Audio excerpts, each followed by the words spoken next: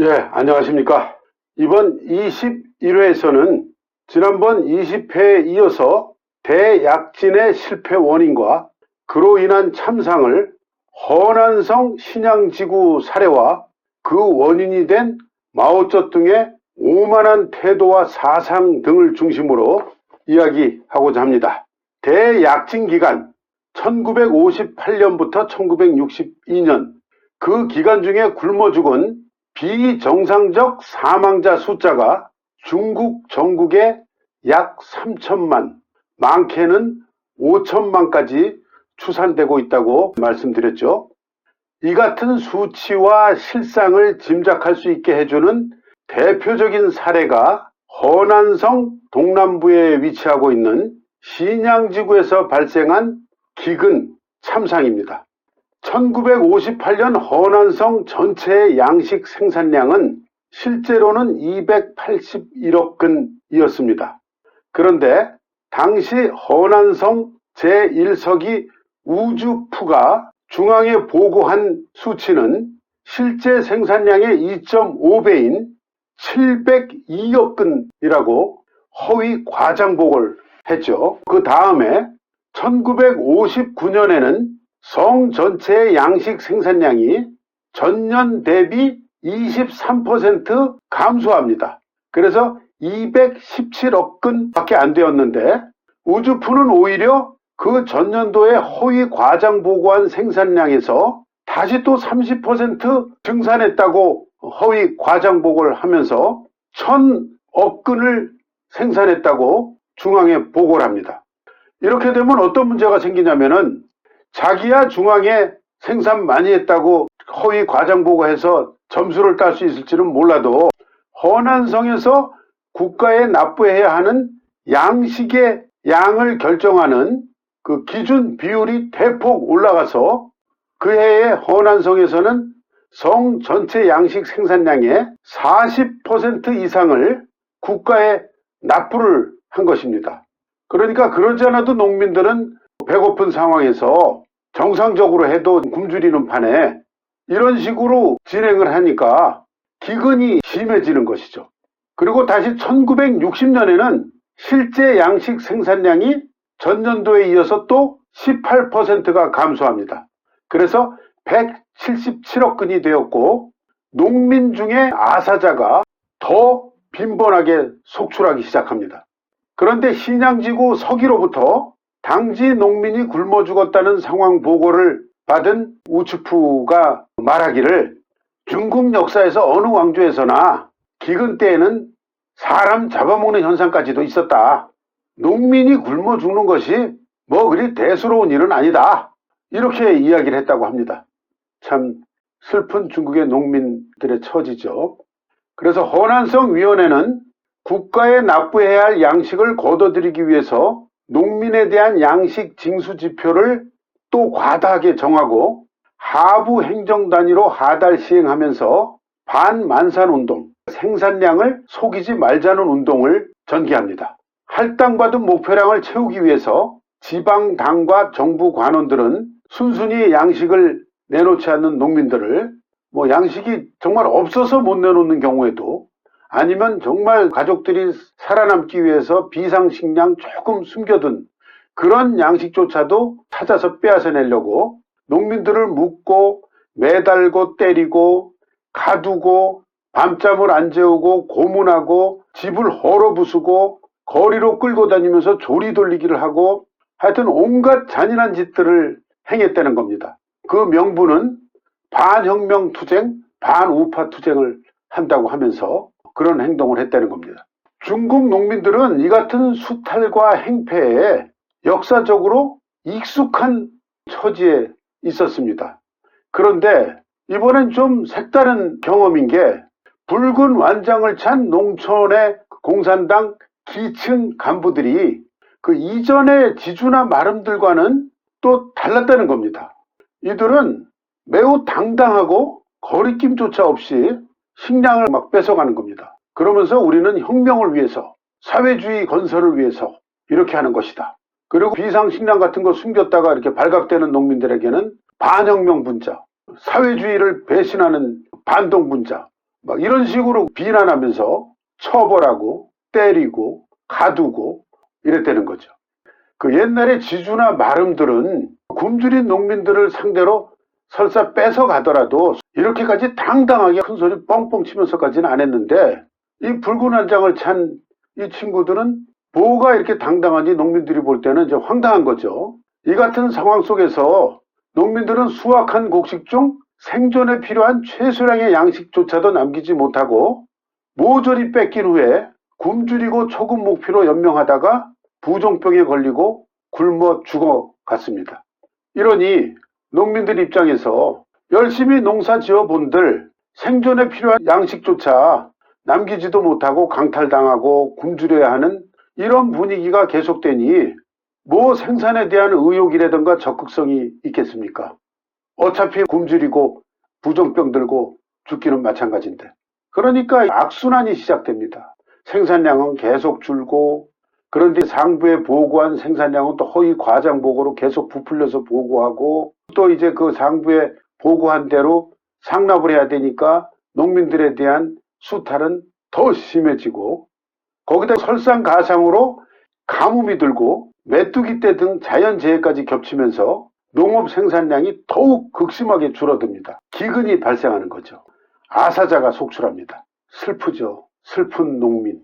언제나 이용만 당하고 천대받고, 그래도 마오쩌둥의 공산당은 농촌이 도시를 포위한다.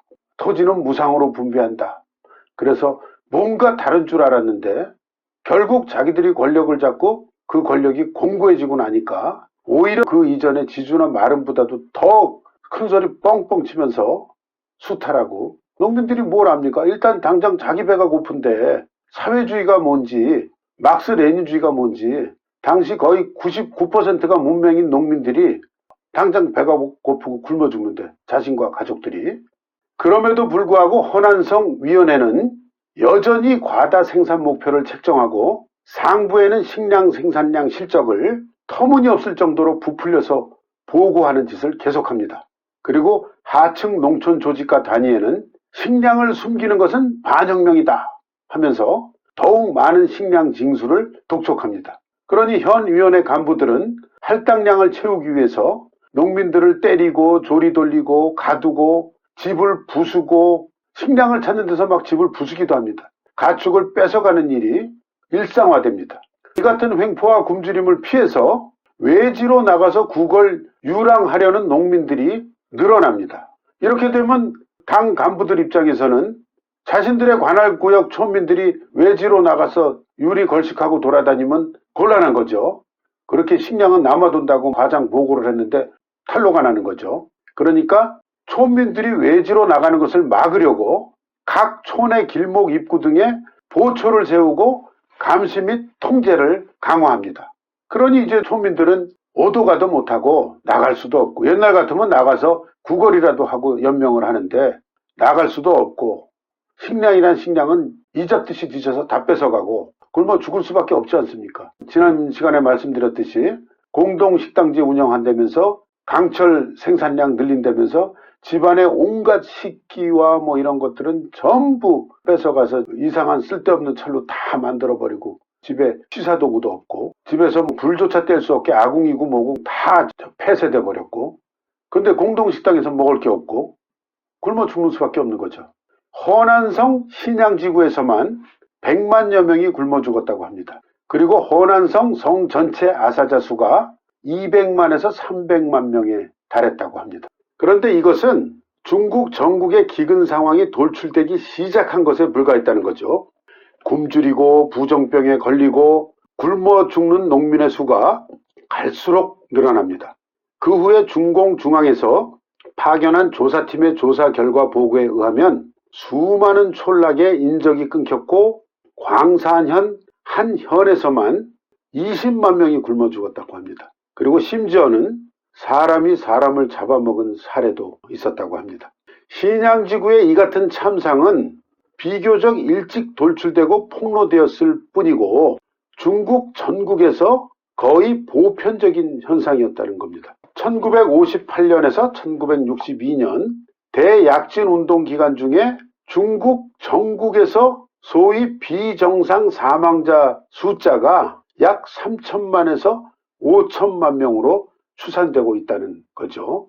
이 중에 가장 심했던 곳이 쓰촨성인데, 쓰촨성 한 곳에서만 아사자 수가 1200만 명으로 추산되고 있습니다. 삼농 문제, 농촌, 농업, 농민, 그래서 이제 삼농 문제라고 하는데요. 이런 문제는 어느 나라나 어느 시대나 다 있기는 있었습니다.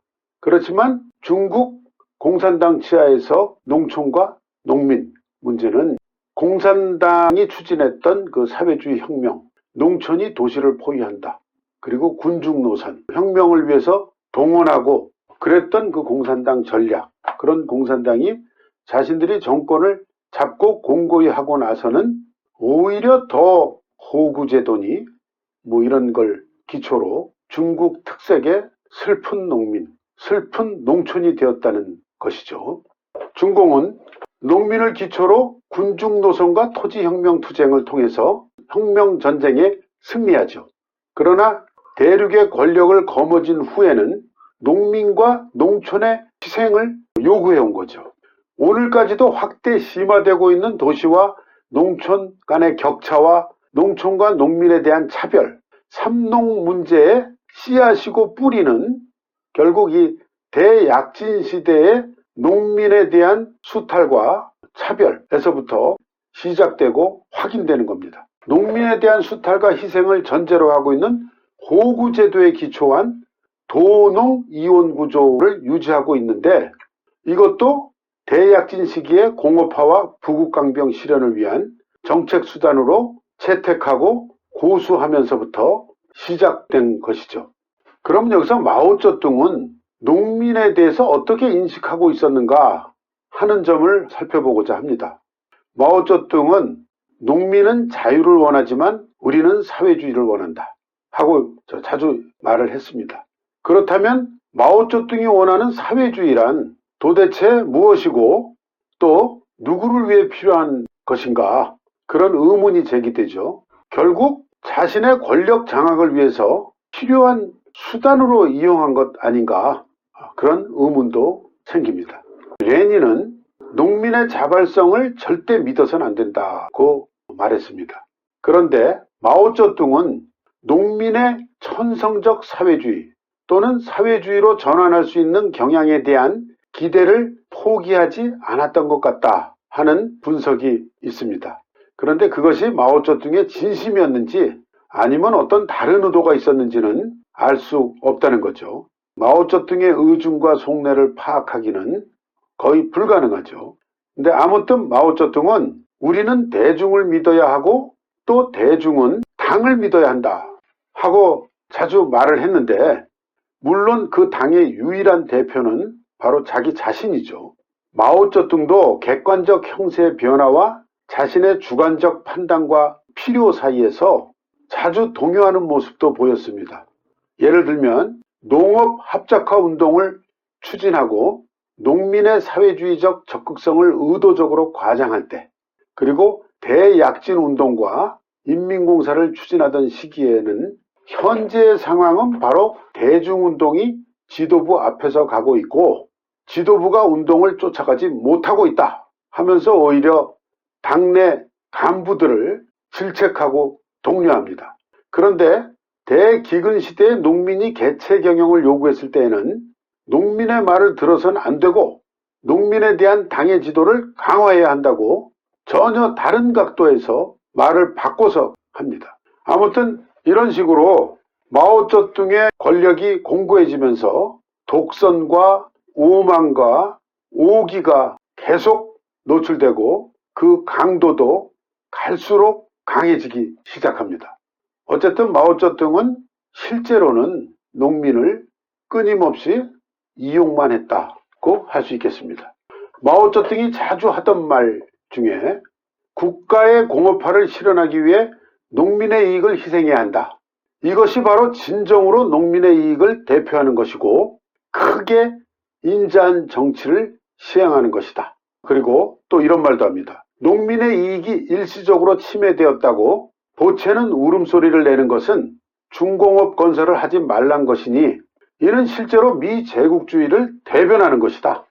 마오쩌둥이 이렇게 말하고 나니 그 다음부터 중국에서 농민의 생활이 힘들다 정도의 발언만 해도 미제국주의를 대변하는 반혁명 분자라는 모자를 쓸 각오까지 해야 되는 그런 상황이 되는 겁니다. 실제로 1959년 7월에 장시성 루산 회의에서 펑도와이가 대약진의 문제와 농민이 처한 어려움에 대해서 지적하고 비판하자 마오쩌둥은 펑도와이를 반혁명 집단의 수괴 그리고 소련 첩자로 몰아서 숙청하죠. 이때 량수밍이라고 저명한 철학자, 사상가, 교육자입니다. 중국 현대 신유가의 대표 인물 중 1인이고 중국 최후의 대유학자라고 불리는 그런 사람입니다.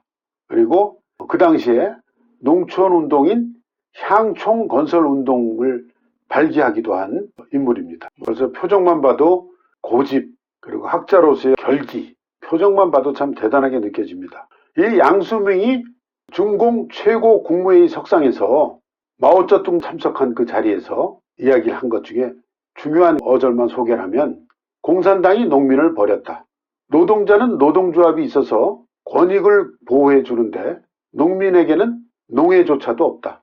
도시의 노동자는 구천이 하늘에 있으나 농민은 구천 아래 땅에 있다.